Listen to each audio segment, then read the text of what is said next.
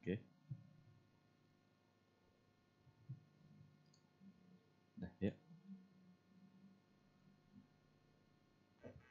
Baik, bismillah. Assalamualaikum warahmatullahi wabarakatuh.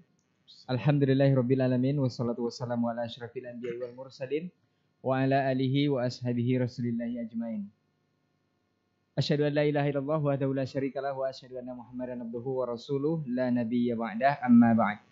91,1 FM Radio Robani merajut ilmu dan peradaban generasi Robani dimanapun Anda berada, dan juga pemirsa KMTV dimanapun Anda bisa menyimak siaran kita untuk kesempatan malam hari ini. Alhamdulillah kita bersyukur kepada Allah Subhanahu wa taala untuk segala limpahan rahmat dan karunia kepada kita bersama, dan juga salawat beserta salam kepada Nabi Muhammad sallallahu alaihi wasallam. Taib generasi Robani dan pemirsa KMTV juga ikhwah yang sudah berkesempatan hadir di studio. Alhamdulillah kita kembali di Pondasi Podcast Dakwah Islami untuk kesempatan malam hari ini. Alhamdulillah kita sudah memasuki episode ke-18. Dan Afwan, untuk antum yang sudah menunggu dari tadi, ada sedikit kendala teknis dan alhamdulillah kita kembali hadir ke tengah-tengah antum untuk kesempatan malam hari ini bersama guru kita Ustadz Dr. Helmi Basri LCMA Hafizahullah Ta'ala. Kita akan membahas sebuah tema, yaitu di sini senang, di sana tenang. Seperti apa dan bagaimana, selama lebih kurang 1 jam ke depan kita akan berbincang bersama guru kita. Kita sapa dulu beliau. Assalamualaikum warahmatullahi wabarakatuh, Ustaz. Waalaikumsalam warahmatullahi wabarakatuh. Sehat, Ustaz? Alhamdulillah. Alhamdulillah. Ustaz, kita membahas tema di sini senang, di sana tenang. Ini kalau berbicara tentang tema atau judul kita, bahasan kita di malam hari ini, sepertinya berbicara tentang kebahagiaan, Ustaz ya. Seperti apa dan bagaimana nanti kita akan kupas tuntas selama lebih kurang 1 jam ke depan. Tapi untuk perdana, Ustaz, kita akan barangkali tidak ada di dunia ini orang yang tidak ingin bahagia, Ustaz. Yang pastinya di sini senang, di sana tenang itu akan kita bahas nanti. Tentunya sebagai seorang mukmin atau sebagai seorang yang beriman kepada Allah Subhanahu wa taala dan beritiba kepada Rasulullah sallallahu alaihi wasallam, semua itu bisa kita wujudkan adalah dengan tauhid yang benar.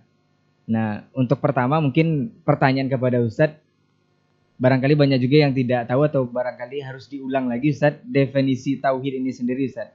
Apa sebenarnya? Apakah sama dengan perkara akidah, Ustaz? Nah, fadhal, Ustaz. Baik, bismillahirrahmanirrahim. Alhamdulillah wassalatu wassalamu ala Rasulillah wa ala alihi wa sahbihi wa mawala. Ikhwati fillah, para pendengar, para pemirsa KMTV dan sahabat Robani dimanapun berada, serta ikhwah yang ada di studio. Terima kasih atas kehadirannya. Kita bersyukur pada Allah Subhanahu wa taala. Pada malam hari ini kita akan mencoba untuk berdiskusi, berbagi dengan sebuah tema di sini senang, di sana tenang. Ini ingat kita waktu kecil-kecil ini ada nyanyi-nyanyi gitu ya. Tapi sekarang kita coba bahas dalam perspektif agama gitu ya. Baik. Di sini senang, di sana tenang. Di sini itu di dunia, di sana itu di akhirat. Jadi kebahagiaan kita di dunia akan membawa kebahagiaan kita di akhirat. Kalau kita sudah masuk ke surga dunia, maka insya Allah kita akan masuk pula ke surga akhirat. Tapi kalau surga dunia saja belum kita masuki, maka kita tidak akan memasuki juga surga akhirat. Kalau tadi disinggung-singgung soal kebahagiaan, maka intinya ada pada kebahagiaan dalam beragama. Jelas kebahagiaan dalam beragama akan kita rasakan ketika kita memang melaksanakan agama itu dengan mudah, dengan senang. Karena dalam hadis dikatakan bahwa agama ini memang sangat mudah. Inna hadzal dina yusrun la yushadad dina ahadun illa ghalabah. Itu kata Rasulullah sallallahu alaihi wasallam. Sesungguhnya agama ini sangatlah mudah dan tidak akan ada yang coba untuk melawan agama ini kecuali dia akan kalah sendiri. Ketika Nabi mengatakan bahwa sesungguhnya agama ini mudah, itu agama menyenangkan. Agama sangat menyenangkan dan kita akan dibuat senang oleh agama. Oleh karena itu jangan sempat kita mempersulit diri dalam beragama. Karena kalau seandainya kita sudah mempersulit diri kita dalam beragama, berarti kita akan jauh dari kesenangan tadi itu. Agama diturunkan oleh Allah begitu mudah, begitu menyenangkan, maka tetaplah berada dalam batasan-batasan agama, jangan melebihi itu agar kesenangan dan kebahagiaan itu senantiasa kita rasakan gitu. Kemudahan dan kesenangan dalam beragama itu dalam berbagai sisi. Mudah dalam berakidah, mudah dalam beribadah, mudah dalam persoalan muamalah. Semua mudah. Tidak ada satupun hal yang menyulitkan dalam agama kita. Umat ini saja yang mempersulit dirinya dalam beragama. Dalam berakidah umpamanya, kita diminta meyakini Allah, berbuatlah sebebas-bebasnya, yang penting sesuai dengan aturan agama. Akidah kita ini kalau benar-benar kita pegang, maka membuat kita menjadi manusia yang merdeka. Karena Allah tidak punya kepentingan sama kita. Beda kalau seandainya kita menyembah manusia. Kalau kita sudah mengagung-agungkan manusia, memuliakan manusia, manusia punya kepentingan kepada kita. Jadi membuat kita menjadi tidak bebas. Tapi ketika Allah meminta kita agar benar-benar beribadah, menyembah hanya kepada Dia, meminta hanya kepada Dia, berdoa hanya kepada Dia, membuat hidup kita benar-benar menjadi bebas, mudah, senang, dan membuat kita menjadi bahagia. Tidak ada hambatan apapun, karena tidak ada hijab antara kita dengan Allah. Kita bebas mau berdoa, minta langsung pada Allah. Kalau dipersulit, ini yang akan hilang dari kita kebahagiaan tadi. Tidak lagi mudah bagi kita beragama. Doa nggak mesti langsung sendiri, langsung kepada Allah. Apalagi kalau seandainya ada orang menganggap kita ini kan banyak dosa, rasanya tidak pantas kalau langsung minta kepada Allah. Dia sedang mempersulit agama. Dia sedang mempersulit persoalan akidah. Padahal Allah bilang, ud'uni astajib lakum. Berdoalah kepadaku, saya akan kabulkan. Kadang-kadang orang mempersulit dirinya. Mencari tempat di mana dia harus bisa berdoa dulu. Mencari wasilah tawasul. Kadang-kadang tawasulnya dengan yang sudah mati pula tuh. Menganggap bahwa doanya tidak akan pantas kalau tidak di samping kubur wali ini. Ini sedang mempersulit dirinya dalam beragama. Dia nggak akan senang jadinya, nggak akan mudah bagi dia. Bahkan ratusan kilo kuburan wali itu dicari-cari agar bisa berdoa di sampingnya. Padahal doa langsung saja.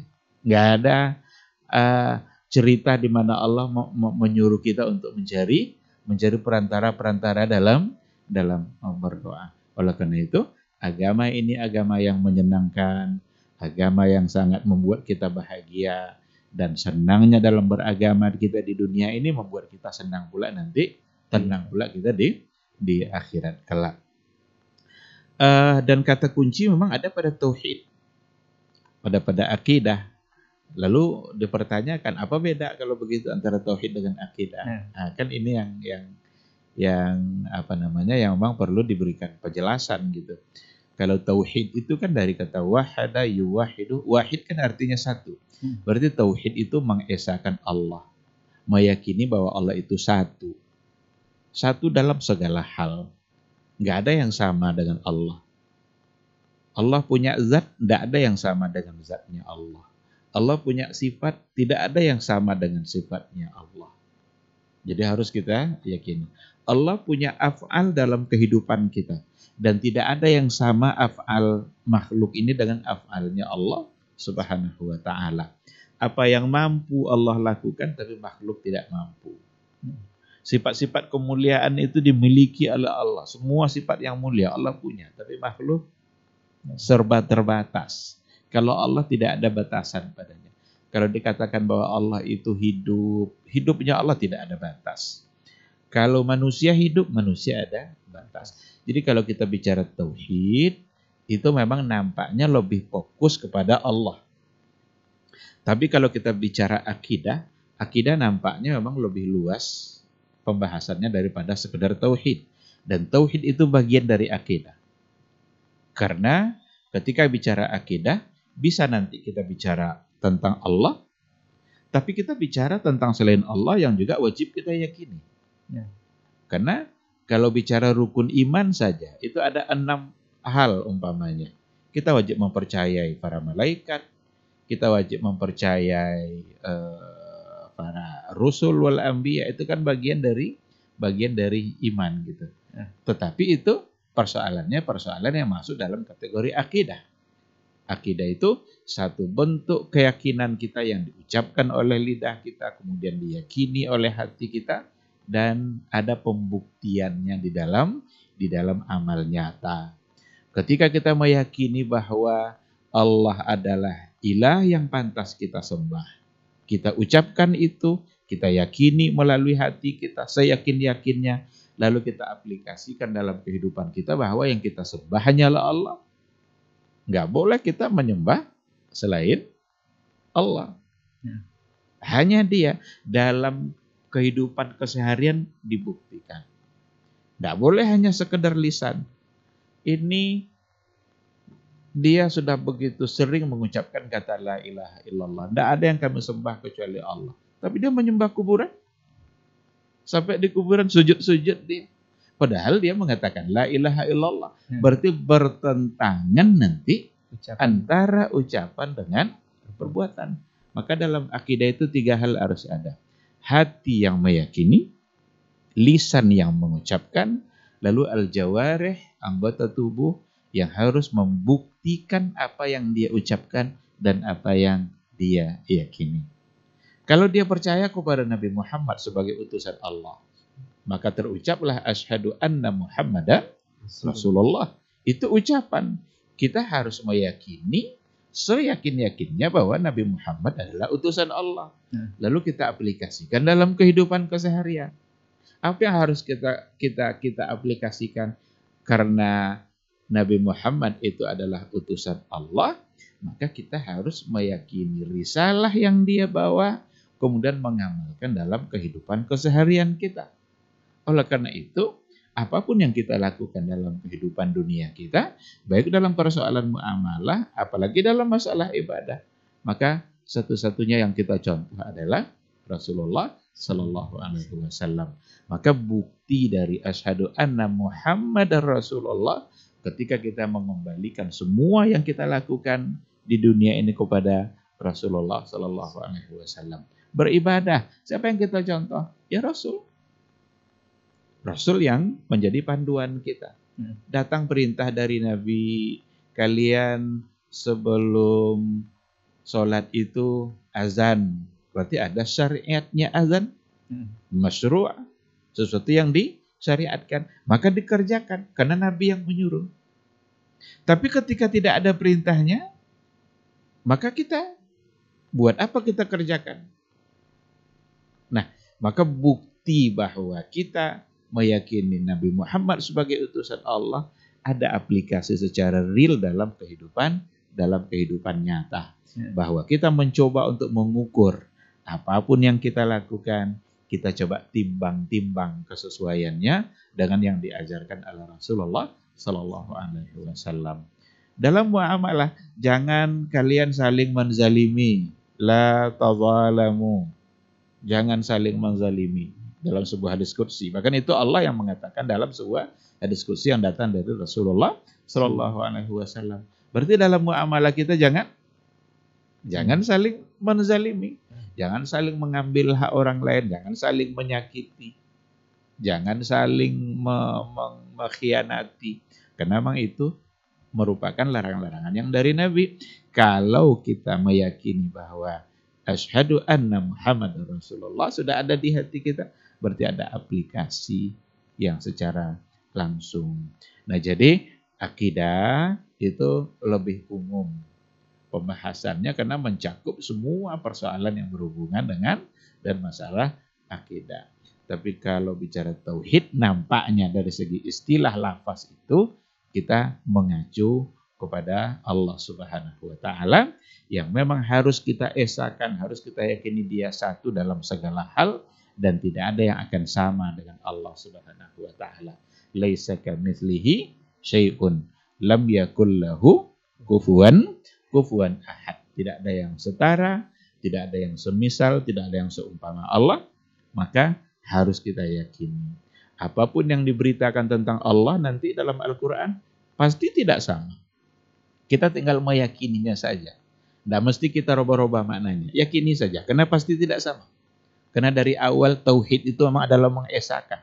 Mengesakan itu kita nafikan semuanya dan yang ada hanya Allah. Itu sekilas tentang tauhid, kemudian akidah dan kesenangan dalam hidup kita memang akan berpangkal dari masalah akidah ini. Baik, Masya Allah. Jadi sebenarnya agama kita ini mudah, Ustaz ya. Sangat boleh mudah didefinisikan juga asik gitu, Ustaz ya. Asik. Karena dulu kalau zaman sekolah dulu kalau ada kemudahan itu asik, itu mudah itu berarti. Nah, ternyata mudah dan definisi tauhid ini sendiri lebih spesifik kepada hubungannya dengan Allah Subhanahu wa taala atau pencipta kita. Nah, ada juga yang mengatakan, Ustaz, bahwa dalam keyakinan kita ternyata tauhid ini dikelompokkan kepada 3 bagian, Ustaz. Ada yang namanya rububiyah, uluhiyah, kemudian asma wa sifat. Nah, ini di sebagian kaum muslimin itu mengatakan sama persis dengan seberang kita, Ustaz, kaum Nasrani, membagi 3 trinitas. Iya. Ini membagi tauhid terbagi 3. Apakah ini memang disamakan atau secara esensi berbeda atau seperti apa, Ustaz? Pasti berbeda dan sangat berbeda. Hanya orang-orang yang tidak mengerti saja yang mengatakan sama. Berarti kalau dikatakan sama, itu konsekuensinya luar biasa itu. Karena Trinitas itu kekufuran. Dalam Al-Quran yang mengatakan seperti itu. Kan ada ayatnya kan. Apa kata Allah itu? Laqad kafara alladzina qalu innallaha tsalitsu tsalatsa. Sungguh telah kafir, kufur. Siapa itu? Mereka-mereka yang qalu, yang berkata innallaha tsalitsu tsalatsa. Sesungguhnya Allah itu adalah tsalitsu tsalatsa. Ada 3 yang menyatu. Allah satunya. Ada nanti 2 lagi. Yang 2 ini manusia, makhluk. Satunya Allah, lalu Trinitas jadi 1. Kalau orang Nasrani meyakini itu, ya itu urusan mereka, itu keyakinan mereka. Tapi silakan mereka meyakini. Kalau mau meyakini itu kan, kita nggak boleh memarahin mereka gitu, karena itu pilihan mereka. Tapi itu sesuatu yang salah menurut Al-Quran. Dan membagi tauhid menjadi 3, rububiyah, uluhiyah, dan asma wa sifat, jangan pernah menyamakan dengan Trinitas. Karena yang 3 ini semua berhubungan dengan Allah. Kalau yang 3 yang sebelah tadi itu tidak berhubungan semua dengan Allah Subhanahu wa taala. Ada makhluk yang ikut andil di sana, yang punya andil yang disamakan lalu disatukan gitu. Tapi yang 3 ini semua berhubungan dengan Allah dan kita tidak bisa membantah. Coba saja cari apapun bentuk tauhid akan kembali kepada salah satu yang 3 ini. Karena ini berdasarkan kepada istiqra. Istiqra itu penelusuran ayat-ayat Al-Quran, ayat-ayat akidah secara keseluruhan, membuat kita harus meyakini bahwa memang kekuatan keyakinan kita itu ketika kita percaya pada yang 3 tadi ini. Ada yang hubungannya sama rububiyah, ada yang uluhiyah, ada yang asma wa sifat. Bahkan dalam Al-Fatihah saja. Dalam Al-Fatihah di awal surat yang ada dalam Al-Quran, itu tercakup ketiganya. Alhamdulillahi Rabbil Alamin Ar-Rahmanir Rahim. Itu asma wa sifat.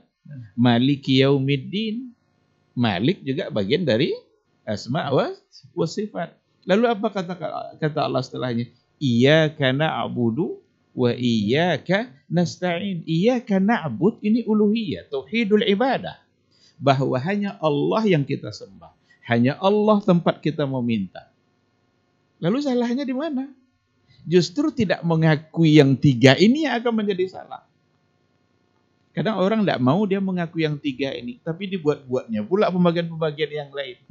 Yang justru kadang-kadang dia tidak bisa mempertanggungjawabkan pembagian-pembagian itu. Dengan nama-nama yang berbeda juga. Dengan nama yang berbeda. 3 juga jadinya. Atau walaupun bukan 3, dibagi-bagi dengan sesuatu yang kadang-kadang hanya oleh logika-logika saja. Salbiyah kan namanya, sifat ma'ani kah namanya, sifat ma'nawiyah kah? Ada yang bilang 7, ada yang bilang 13, ada yang bilang 20. Ini kalau dikatakan 20 saja lalu kita batasi, ada nanti sifat-sifat Allah yang tidak masuk ke yang 20 ini. Masya Allah. Ada yang tidak masuk. Ar-Rahman Ar-Rahim masuknya kemana? Bukankah itu sifat Allah? Dia nama dan di dalam nama ada sifat. Tapi ketika kita bagi uluhiyah, rububiyah, asma wa sifat, coba cari tauhid mana saja hubungannya sama Allah, pasti akan kembali kepada salah satu yang tiga ini. Kalau bukan rububiyahnya, berarti uluhiyahnya, kalau tidak pada asma wa sifat. Karena kalau kita bicara rububiyah, berarti kita bicara bagaimana perbuatan-perbuatan Allah dalam kehidupan kita yang hanya Allah yang bisa melakukannya. Allah khaliq, yakhluqu ma yasha. Allah, dia adalah sebagai pencipta yang menciptakan apa saja yang dia kehendaki. Ini rububiyah, karena perbuatan Allah dalam kehidupan kita. Ya. Allah sebagai pemberi rezeki. Yarzuqu may yasha wa huwa ar-razzaq dzul quwwatil matin. Berarti Allah yang memberi kita rezeki. Maka harus kita yakini, wajib kita meyakini. Kalau seandainya ada musibah yang terjadi dalam kehidupan kita, sakit kita, Allah yang menguji kita dengan musibah itu. Jangan buruk sangka sama orang lain. Kadang-kadang manusia ini kalau dia sakit, tapi tadi pagi dia pernah agak-agak kasar sedikit sama kawannya. Apa katanya? Jangan-jangan si Fulan yang ngirim penyakit. Langsung dia menuduh orang gitu kan. Enggak, jangan dituduh nambah dosa lagi. Nambah dosa lagi. Kembalikan semua kepada Allah. Adapun asbabnya mungkin saja ada asbab yang lain. Tetapi yang sesungguhnya yang menguji kita dengan sakit itu adalah Allah. Oleh karena itu, rububiyah hubungannya adalah dengan perbuatan-perbuatan Allah yang macam-macam yang Allah lakukan sesuai dengan kehendaknya, dan hanya Allah yang bisa untuk melakukan itu. Kita sakit lalu sembuh, siapa yang menyembuhkan? Allah. Yang menyembuhkan kita bukan obat. Semahal apapun obat yang kita beli, tapi kalau kata Allah tidak sembuh. Ini berarti rububiyah. Ya. Tapi kalau uluhiyah, amal kita yang harus kita serahkan kepada zat yang satu itu, yaitu Allah. Inna salati wa nusuki wa mahyaya wa mamati lillahi rabbil alamin. Jadi kalau kita sholat, kita puasa, kita beribadah, kita haji, kita berkurban, bahkan hidup dan mati kita hanyalah untuk Allah. Berarti ada nanti sisi-sisi perbedaan antara rububiyah dengan uluhiyah. Kalau uluhiyah juga disebut dengan tauhidul ibadah, bahwa semua bentuk tindakan dan ibadah kita, perbuatan kita, semuanya harus kita kerjakan atas nama Allah Subhanahu wa taala. Lalu pada asma wa sifat kita wajib meyakini bahwa sesungguhnya Allah itu punya nama dan punya sifat. Di antara nama ya ada yang disebut dengan Asmaul Husna yang jumlahnya 99. Rasul yang bilang seperti itu kan, sesungguhnya Allah itu punya tis'a wa tis'una isman mi'atun illa wahidah. 99 nama, 100 kurang 1. Sudah disebut 99, sebut lagi 100 kurang 1. Ini penekanan ini biar kan? Jelas. Biar jelas. Berarti ada kepastian. Maka ini asma wa sifat. Nama Allah dan sekaligus di dalamnya ada sifat. Jadi setiap nama itu pasti sifat. Karena dia diberi nama itu karena memang sifatnya itu. Maka kalau nama saja sudah 99, maka sifat di situ saja sudah 99. Lalu mana datangnya angka-angka yang dibagi-bagi tadi itu? Ya kan? Ini kadang-kadang yang sulit diterima oleh sebagian orang, bahkan yang menyampaikan ini dianggap pula sebagai akidah yang menyimpang, akidah yang salah. Mari sama-sama kita kembali kepada Al-Quran, kembali kepada hadis Nabi. Apa yang dipahami oleh Rasul dan sahabat dulu, itu yang wajib kita pegang. Jangan pegang akidah-akidah abad ketiga. Itu belum ada itu. Pada masa Nabi belum ada perdebatan itu. Karena mereka masih murni keyakinannya kan. Langsung dibimbing oleh Rasulullah Sallallahu Alaihi Wasallam. Nah, jadi ini perlu ditekankan Ustaz, atau perlu dijelaskan juga kepada seluruh kaum muslimin agar jangan salah lagi juga menyamakan antara Trinitas dengan tauhid yang dibagi tiga tadi. Cuman ada pertanyaan Ustaz, kenapa tauhid yang dibagi tiga ini, apakah seluruh ketiga poin ini harus kita aplikasikan dalam kehidupan nyata seperti yang Ustaz bilang tadi? Karena iman yang benar itu dengan ucapan, kemudian diyakini, ucapan, kemudian perbuatan. Apakah kalau salah satu unsur dari tiga tauhid ini tidak dikerjakan, misalnya asma wa sifat diyakini, rububiyah diyakini, sementara uluhiyah berbeda Ustaz. Iya. Apakah ini sempurna tauhidnya atau seperti apa Ustaz? Kan ada juga yang meyakini Allah itu mencipta, tetapi ke kuburan juga, atau seperti apa? Iya. Ini seperti apa Ustaz? Itu membuat nanti keyakinannya tidak sempurna. Nah, Akidahnya akan salah kalau seandainya dia tidak meyakini secara utuh. berarti nanti di sininya senang, mungkin di sana tak tenang Ustaz, ya? Bisa saja dengan meninggalkan salah satunya dia merasa bahagia dalam artian dia gitu, dalam pandangan pikiran dia gitu kan. Tetapi nanti tiba-tiba di sana tak tenang gitu. Dia digugat. Karena dia meninggalkan, kenapa ini tidak diyakini. Maka orang-orang jahiliyah dulu kalau ditanya siapa yang menciptakan langit dan bumi, mereka jawab la yaqulunallah. Jadi kalaulah ditanya mereka itu, man khalaqas samawati wal ard, siapa yang menciptakan langit dan bumi, la yaqulunallah. Mereka berkata yang menciptakan adalah Allah. Berarti yakin dia Allah sebagai Khalik. Bahkan namanya Abdullah juga Ustaz, ya? Banyak sekali. Yang nama Abdullah pada masa dulu banyak sekali. Yang ada yang sudah menjadi sahabat, ada yang tidak menjadi sahabat memang, ada yang munafik. Berarti secara rububiyah beres untuk beres dia, karena dia yakin kan Abdullah bin Ubay Abdullah juga kan, tokoh munafik kan.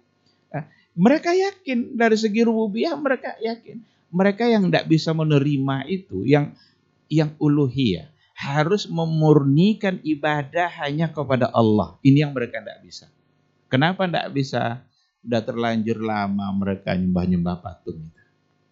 Sudah terlanjur lama mereka itu mengadu kepada patung-patungnya. Kalau ada masalah dia mengadu kepada patungnya. Ada sembelihan, kadang ada sembelih atas nama patung.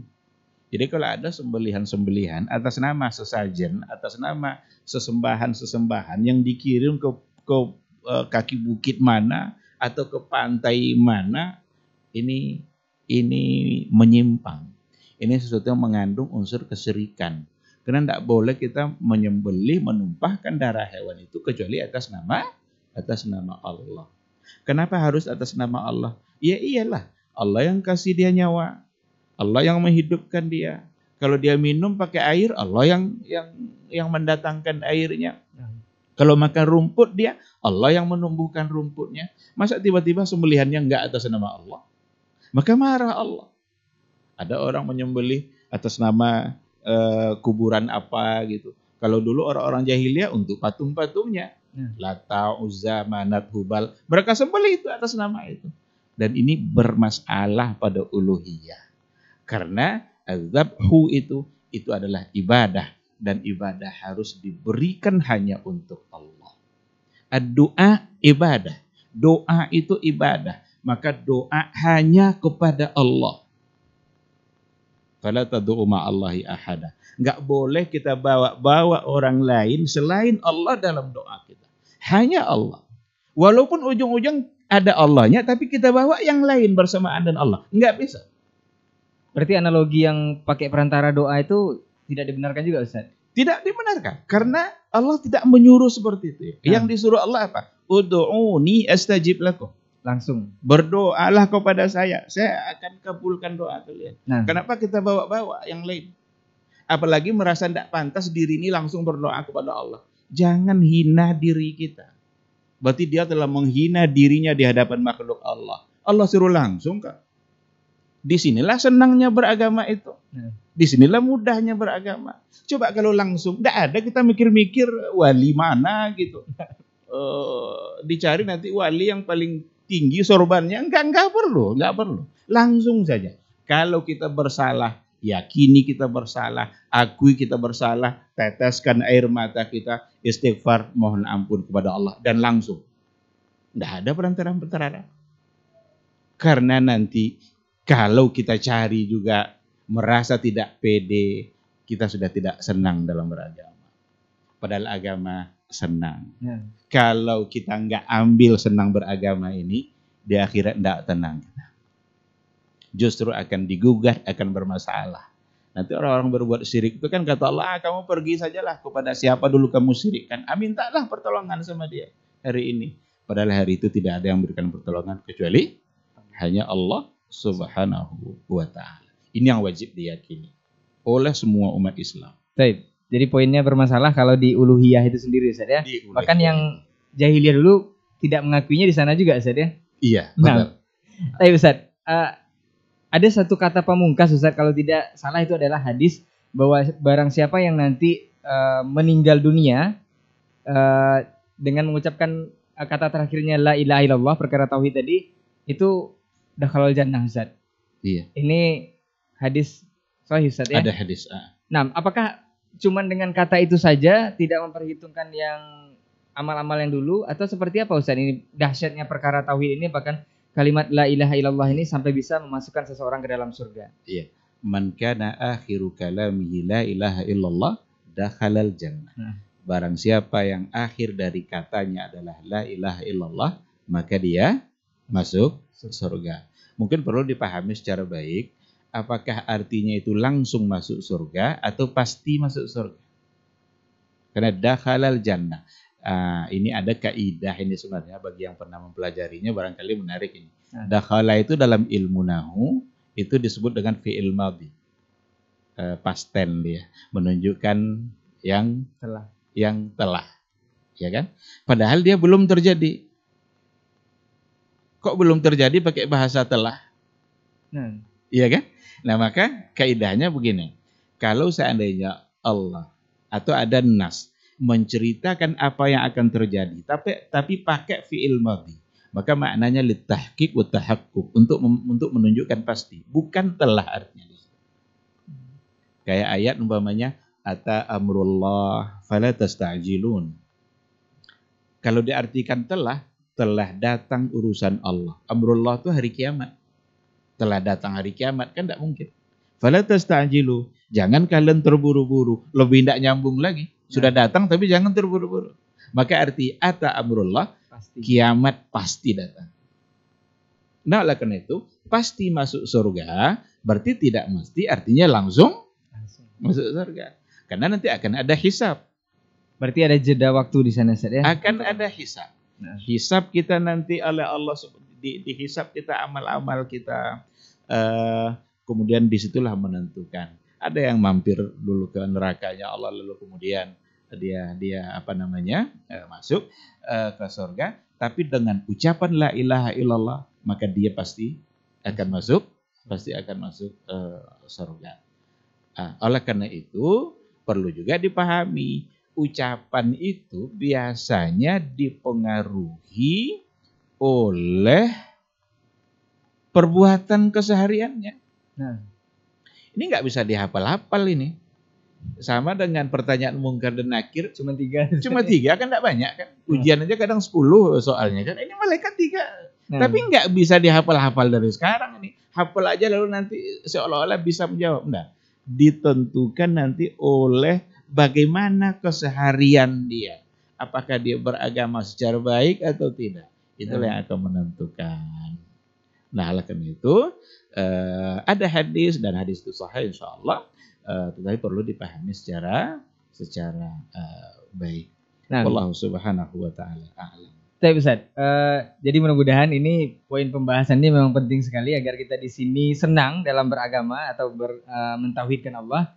Mudah-mudahan kita tenang nanti di akhirat. Poin berikutnya, Ustaz, ada hal mendasar agar tauhid itu tidak batal. Katanya ada pembatal, Ustaz, untuk perkara ini. Adakah poin-poin prinsip seperti yang mesti kita jaga agar tidak terjerumus kepada pembatal tauhid atau pembatal akidah ini, Ustaz? Ada, dan itu sangat banyak sekali dan penting kita pahami. Bahkan buku-buku tauhid kayak Al-Qaulul Mufid gitu ya. Apaan, karena kita merasa karena kita otomatis sudah Islam dari kecil ini, Ustaz, jadi tidak merasa lagi ada hal itu. Seolah-olah sudah bebas aja dari itu. Ada buku yang juga ada yang sangat sederhana seperti nawaqidul Islam, hal-hal yang bisa membatalkan keislaman. Membatalkan keislaman itu kan berarti membatalkan ketauhidan kita kan. Nah, Dan itu sangat berbahaya kalau seandainya ada. Ya di antaranya ya seperti syirik. Syirik itu bisa menjadi nawaqid, menjadi pembatal.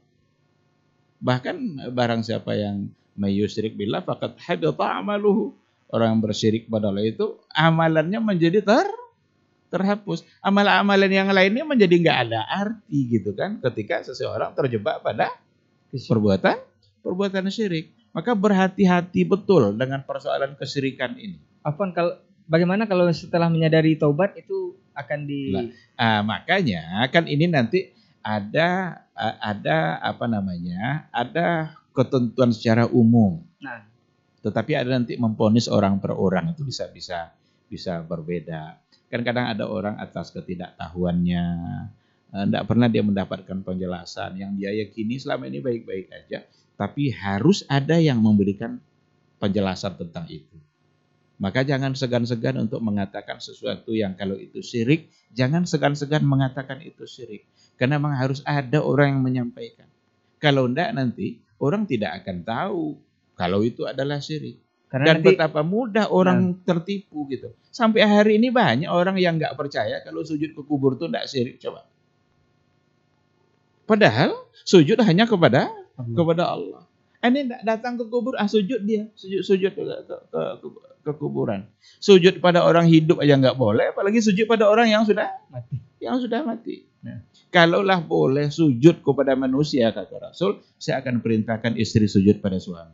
Begitu penghormatan yang harus diberikan oleh seorang istri kepada suaminya. Tapi tidak boleh. Nah, tidak dibolehkan.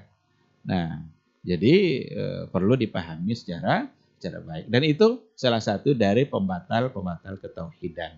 Nanti ada di antaranya juga seperti murtad. Murtad ini jelas nih ya, kalau murtad berarti meninggalkan agama. Ya. Dia sudah tidak lagi berada dalam keislamannya, tapi dia meninggalkan, berbalik arah dia. Yang awalnya muslim lalu ia tinggalkan. Berarti jelas ini nawaqid, ini batal tauhidnya. Kalau dia mau Islam lagi harus syahadat lagi. Harus dia kembali mengucapkan 2 kalimat syahadat yang kemarin sudah dia tolak. Nah, ada di antaranya juga, kita tidak akan sampaikan semuanya. Ada di antaranya yang kita juga harus benar-benar paham dalam persoalan ini. Di antaranya adalah jangan sampai kita tidak mau menghukumi kafir orang yang memang kafir. Menganggap orang kafir tidak kafir itu bisa membatalkan keislaman kita. Coba. Jelas dia menolak perintah Allah, menolak untuk Islam. Lalu tidak kita katakan bahwa mereka itu salah dalam pandangan Allah dan Rasulnya. Maka itu bisa bermasalah gitu. Kita ketika mengatakan kafir dan lain sebagainya, kita tidak sedang menghina siapapun. Kita tidak sedang menghina siapapun. Kita hanya menyampaikan perkataan Allah yang ada di dalam Al-Quranul Karim. Karena sekarang kita dilarang untuk menyebut kafir. Dilarang tapi diganti menjadi non-muslim. Menurut saya, dalam pikiran saya, kata non-muslim lebih kasar daripada kata kafir. Karena non-muslim itu apa artinya? Non artinya tidak. Muslim artinya selamat. Berarti non-muslim? Tidak selamat. Nah. Masa mau dipanggil tidak selamat? Mending dibilang kafir. Karena kafir itu artinya adalah hatinya tertutup untuk menerima kebenaran yang datang dari Allah dan dari Rasulullah SAW. Kita tidak sedang menggugat akidah dia. Mereka mau kafir silahkan saja, itu pilihan dia. Nggak boleh kita memaksa orang untuk masuk ke dalam Islam. Tapi menganggap bahwa mereka kafir itu wajib. Jangan dianggap sama saja kita muslim, dia tidak muslim. Sama aja Yahudi, Nasrani, Islam. Tidak bisa sama. Kalau memang sama, kita seminggu-seminggu Yahudi, seminggu berikutnya kita Nasrani, seminggu lagi Muslim. Kalau memang sama. Nanti orang Yahudi juga sekali-kali Muslim pula. Pasti mereka tidak mau. Kita harus yakini bahwa yang benar itu adalah Islam. Orang Yahudi aja yakin dia yang benar kok. Tidak ada orang Yahudi yang tidak menganggap dia yang benar, lalu dia pasti mengatakan yang lain salah. Masa kita nggak boleh mengatakan yang lain salah? Yang benar Islam. Karena Al-Quran mengatakan, inna dina indallahil Islam. Yang benar dalam agama ini, agama yang benar di sisi Allah itu hanyalah Islam. Baik, Masya Allah. Yang penting ini barangkali ini akan kita bahas di sesi berikutnya atau di next episode Ustaz, untuk pembatal keislaman ini, karena ini menarik sesuai dengan bahasan kita. Kenapa ini kita singgung? Agar kita di sini senang dan di sana tenang. Poin berikutnya Ustaz, kalau perkara akidah ini atau perkara tauhid, agar kita di sini bisa tenang dan nyaman menjalankan ibadah dan agama kita, kenapa para ustadz dan para dai atau para pendakwah atau ulama yang dikatakan adalah pewaris para nabi itu notabene-nya akhir-akhir ini atau sekarang-sekarang ini lebih banyak dakwahnya kepada ukhuwah, persatuan, jarang membahas perkara tauhid atau akidah atau kesyirikan tadi Ustaz. Padahal mereka adalah pewaris para nabi. Apakah memang itu yang diwariskan nabi untuk bersatu, ukhuwah dan segala macamnya, tanpa membahas perkara tauhid atau perkara kesyirikan ini Ustaz? Fadal Ustaz. Iya. Membahas tauhid itu tidak berarti kita sedang menggugat persaudaraan. Karena ini yang selalu dibenturkan gitu. Nah, kita harus memulainya dari tauhid. Harus mulainya dari akidah. Mana yang benar-benar tauhid dan mana yang menyimpang yang menyebabkan kita jatuh pada syirik. Itu wajib disampaikan. Nabi memulai dakwahnya dengan itu. Coba berapa dulu banyak maksiat pada masa jahiliyah itu. Semua maksiat ada. Yang besar-besar ada semuanya. Berjudi, mabuk-mabukan, berzina, apalagi mencuri, membunuh, riba, syirik. Ada semuanya. Tapi Nabi memulainya dengan tauhid. Dengan meyakini Allah sebagai Rabb-Nya. Allah sebagai ilah yang pantas untuk dia sembah. Ini dulu yang harus diyakini. Tidak masalah-masalah yang lain gitu. Tapi katanya bersatu dulu Ustaz, baru nanti di hikmah Ustaz, dalam bersatu itu harus di atas iman. Nah, karena Al-Quran mengatakan innamal mu'minuna ikhwah. Innamal mu'minuna ikhwah. Justru karena kita bersaudara itulah kita menyampaikan bahwa ini syirik. Jadi kita menyampaikan bahwa yang salah itu salah bukan karena kita membencinya. Bukan menghukum bukan menghukum mereka masuk neraka, bukan. Justru mengajak bersama-sama agar kita sadar bahwa itu salah. Nah, kalau seandainya dikatakan biarlah kemusyrikan itu berjalan terus, yang penting kita bersaudara. Jangan-jangan kita tidak sedang bersaudara. Apa bukti kita bersaudara? Al-hubbu fillah wal bughdu fillah. Cintailah, bersaudaralah karena Allah dan bencilah karena Allah. Ini dipahami baik-baik. Apa makna membenci karena Allah?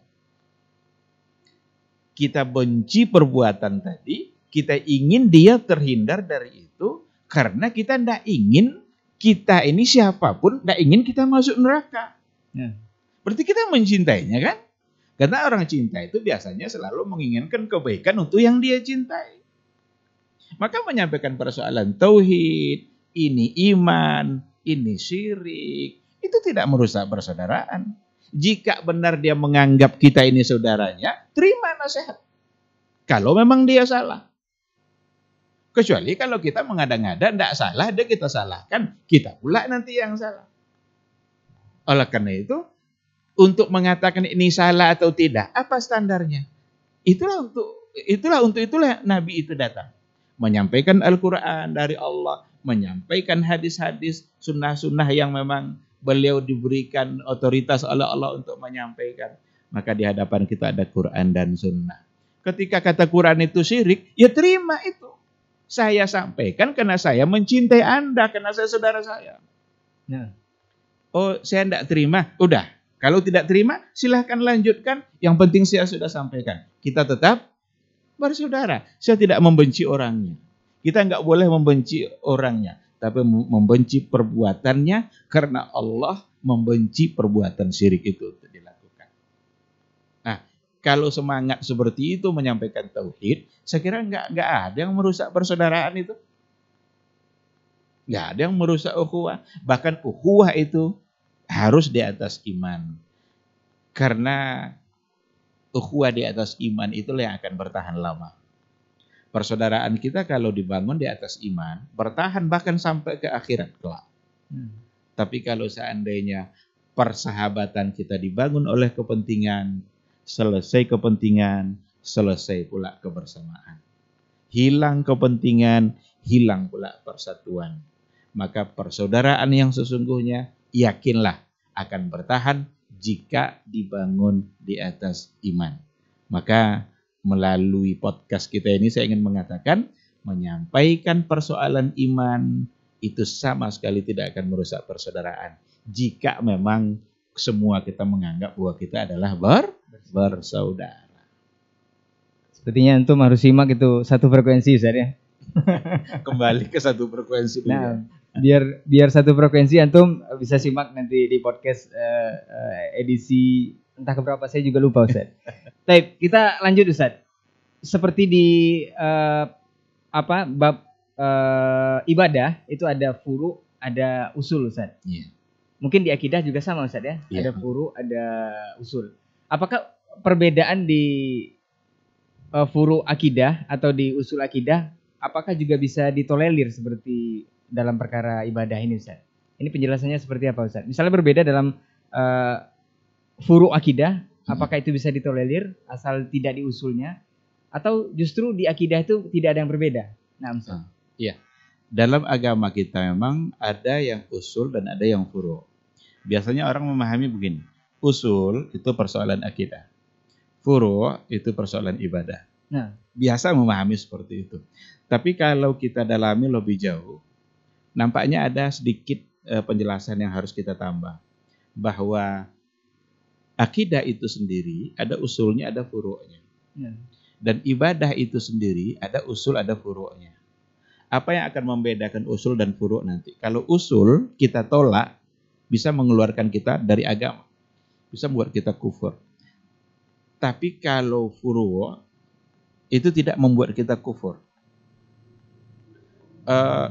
Kalau sholat itu kan persoalan ibadah ya. Nah. Ibadah itu ada usulnya, ada furu'nya. Menolak kewajiban sholat itu bisa kufur.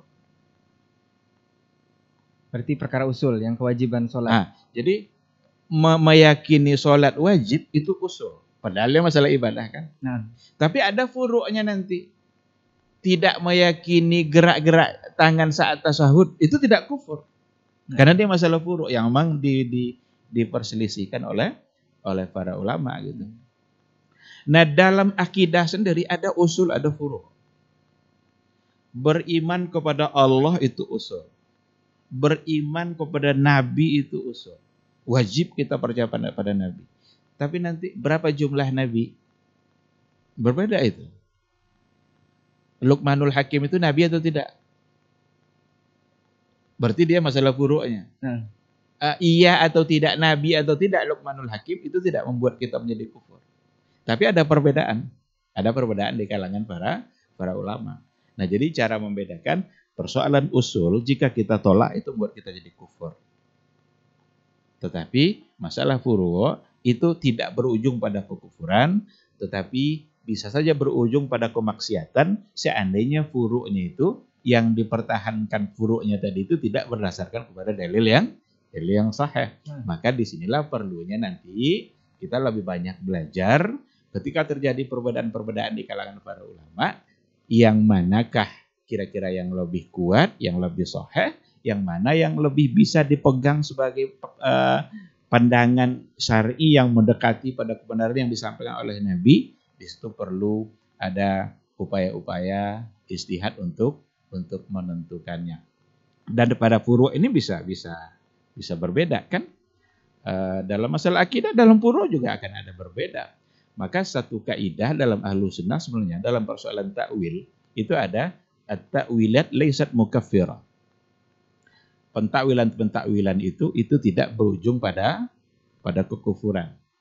Karena berapa banyak nanti orang akan dihukumkan kufur kalau seandainya takwil-takwil dianggap mengkafirkan. Tapi itu persoalan puluh yang memang ulama berbeda. Kalau berbeda, apa solusinya? Disinilah kita perlu mengembalikannya kepada apa yang dipahami dulu oleh sahabat. Bagaimana dulu Rasul memahaminya? Nah, sehingga itu yang kita pegang. Karena itu yang diyakini oleh Rasul. Kan sudah sering kali berulang-ulang gitu kan. Umpamanya dalam ayat-ayat sifat yang biasa diangkat-angkat itulah yang buat orang ribut-ribut itu kan. Ar-Rahmanu 'alal 'arsy istawa. Allah bersemayam di atas aras. Orang sekarang mulai untuk mentakwilkan istawa itu artinya enggak mungkin diartikan seperti apa yang ada pada istawa. Itu berarti sama dan makhluk, tapi artinya adalah istaula. Sekarang kita bertanya, dulu ketika ayat itu diturunkan kepada Nabi dan Nabi menyampaikan kepada para sahabat, apa sikap mereka di hadapan ayat itu? Adakah mereka membantah makna istawa? Atau ada mereka mentakwil? Adakah mereka mentakwil? Itu harus dilakukan. Kalau ada, mana dalilnya? Karena orang juga alergi kalau kita tanya mana dalilnya. Masa dalil terus? Berapa banyak tidak perlu dalil katanya. Kadang dia cari pula mana dalil yang melarang katanya. Ya kan? Nah, kita baca sejarahnya. Ketika ada ayat yadullahi fawqa aydihim. Tangan Allah berada di atas tangan mereka. Ketika ayat itu turun kepada Nabi, Nabi menyampaikan kepada para sahabat. Bagaimana sikap mereka ketika Nabi menyampaikan itu? Adakah mereka mengatakan, oh yadun itu artinya al-quwwah wal qudrah. Kekuatan atau kudrat. Adakah mereka mengartikan itu? Atau bagaimana? Itu aja dulu. Bukankah pencarian arti seperti itu baru ada pada akhir abad kedua? Pada abad ketiga. Kan di situ baru muncul. Lalu kenapa dinisbatkan pencarian makna itu kepada generasi awal, kepada Rasul dan para sahabat? Menisbatkan itu kepada generasi sahabat itu saja sudah salah. Karena mereka dulu menerima. Datang ayat dari Nabi, udah mereka yakin. Ar-Rahmanu 'alal 'arsy istawa. Rasul bilang, yanzilu rabbuna ila sama'id dunya fi thuluthil lailil akhir. Rabb kita turun ke langit dunia di sepertiga malam. Apa sikap mereka ketika mendengarkan hadis itu datang dari Nabi? Adakah mereka tanya-tanya, ini sepertiga kita nih Rasul atau sepertiga mana? Nah, yang ada pada mereka apa? Yakin bahwa Allah itu turun di sepertiga malam ketika mereka berada di sepertiga malam. Lalu kemudian mereka bertahajud, memperbanyak doa karena ada janji Allah di situ. Siapa yang beristighfar akan saya ampuni. Siapa yang bertaubat saya terima taubatnya. Siapa yang ingin meminta sesuatu akan saya beri. Itu yang ada pada mereka.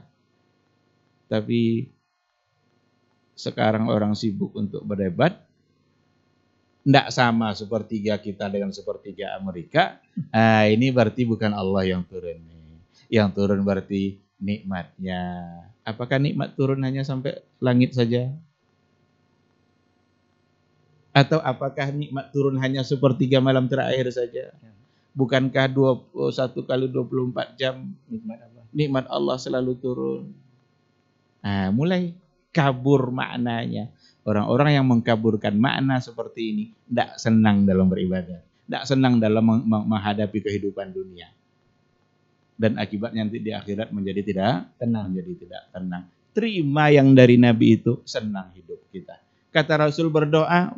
Sepertiga malam Allah turun untuk menyambut doa kalian, manfaatkan waktu itu. Itu yang ada dulu pada sahabat, bukan memperbanyak waktu untuk berdoa.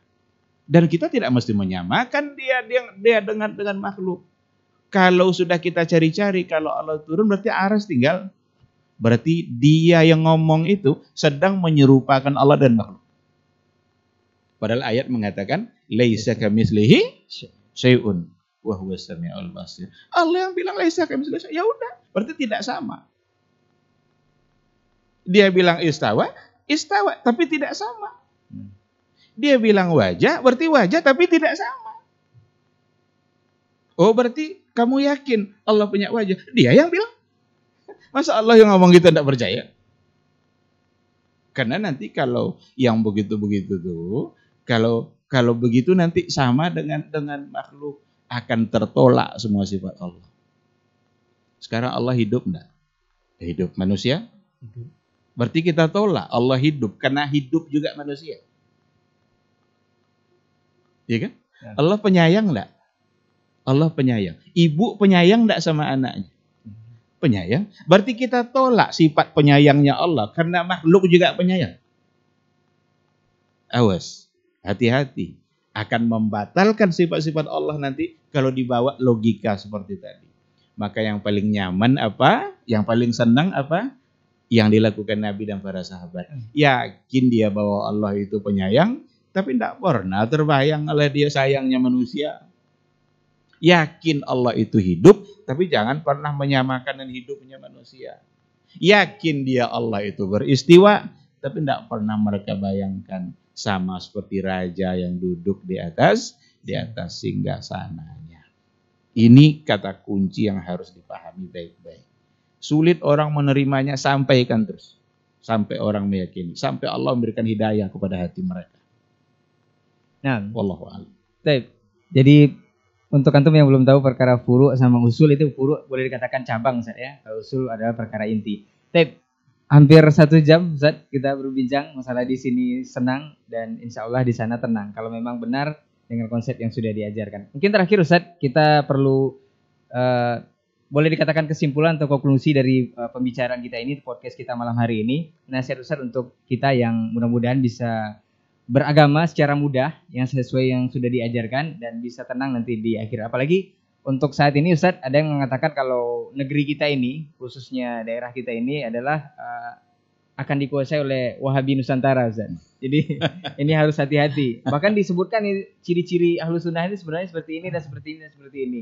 Nanti antum hati-hati katanya. Ini perlu dicerahkan Ustadz untuk kaum muslimin seluruhnya. Nah Ustadz. Baik. Agar kita senang dalam beragama, jangan berlebihan dalam beragama. Tetapi beragamalah secara mudah sebagaimana dulu Rasul beragama. Karena ada 2 tadi tuh Ustaz ya, hulu sama taksir mungkin Ustaz ya. Ada hulu. Dan Rasul bilang la taghulu. La tanatta'u kama yatanatta'an nasara. Jangan kalian berlebihan memandang saya. Sebagaimana orang Nasrani berlebihan dalam memandang Isa. Lalu kata Rasul apa? Ana Rasulullah wa ana Abdullah. Saya adalah utusan Allah, tapi saya adalah hamba Allah. Saya manusia biasa, tapi saya Rasul. Jadi jangan tempatkan Rasul itu nanti lebih dari sebagai seorang Rasul. Dia bukan ilah, dia bukan tempat kita meminta. Marah Rasul kalau kita meminta kepada dia. Dia melarang karena iyyaka na'budu wa iyyaka nasta'in, bertentangan dengan uluhiyah, itu masalahnya. Nah, tapi kalau uluhiyah aja nggak mau percaya, ya mau gimana lagi? Mereka akan menyimpang terus nanti. Rasul tidak lagi sebagai Rasul, tapi Rasul sudah jadikan tempat mengadu. Orang wali disamakan kedudukannya sama Nabi, nanti dia sudah meninggal dijadikan tempat mengadu. Ada masalah datang ke kuburan wali mengadu ke situ. Hati-hati, jangan dulu membuat kita sulit dalam beragama. Agar mudah beragama, santai saja. Nabi santai dia. Sholat. Nanti pas bekerja. Sahabat dulu pas saat berdagang. Saat majelis taklim. Bahkan ada di antara mereka yang gantian kan. Umar bin Khattab sama yang lain gantian. Kamu hari ini hadir majelis, dia enggak. Besok dia hadir tapi yang satu lagi. Karena ada kerja-kerja dunia, mereka santai. Agama diburu, tapi dunia tidak mereka lupakan. Bahkan dunia mereka jadikan jembatan yang selalu menghadirkan pahala yang akan didapat nanti di akhirat kelak. Begitulah Rasul dan para sahabat. Adapun yang tadi mengatakan subuhat Wahabi Nusantara lah namanya. Kita tidak ingin berbantah-bantah dalam persoalan ini, tidak ingin berdebat-berdebat dalam persoalan ini. Tapi ada juga saatnya memang kita perlu juga memberikan penjelasan dan klarifikasi gitu ya. Kalau dikatakan ciri-ciri tadi itu sebagai Ahlus Sunnah, dia telah mempersempit Ahlus Sunnah itu sendiri. Mempersempit, sangat mempersempit.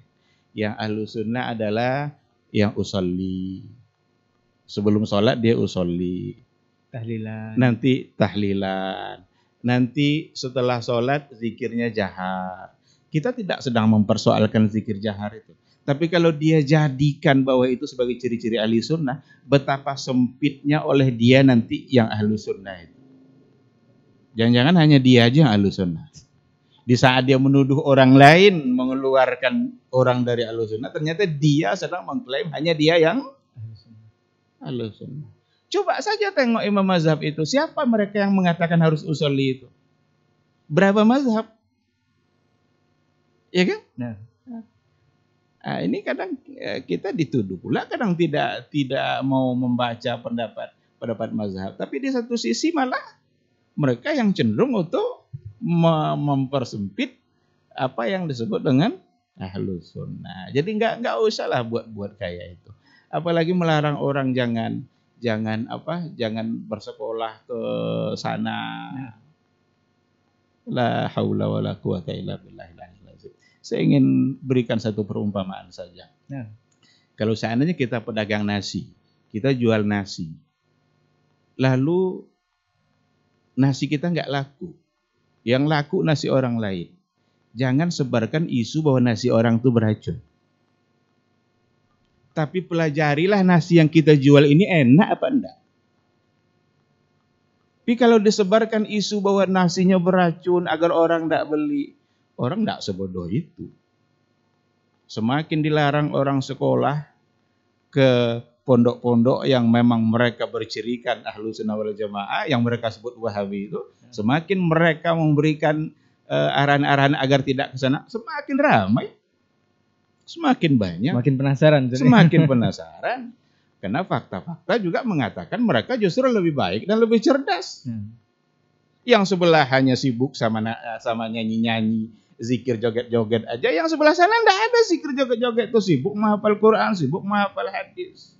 Saya ingin mengajak, mari sama-sama kita sampaikan Islam ini dengan benar, dengan niat yang benar, bukan dengan tujuan-tujuan dunia kita. Karena agama ini milik Allah, sampaikanlah karena Allah, hasil itu urusan Allah. Kita hanya menyampaikan. Seberapakah orang menerima itu bukan urusan kita. Yang penting kita harus berangkat dari niat yang ikhlas karena Allah. Karena yang kita sampaikan adalah agama Allah.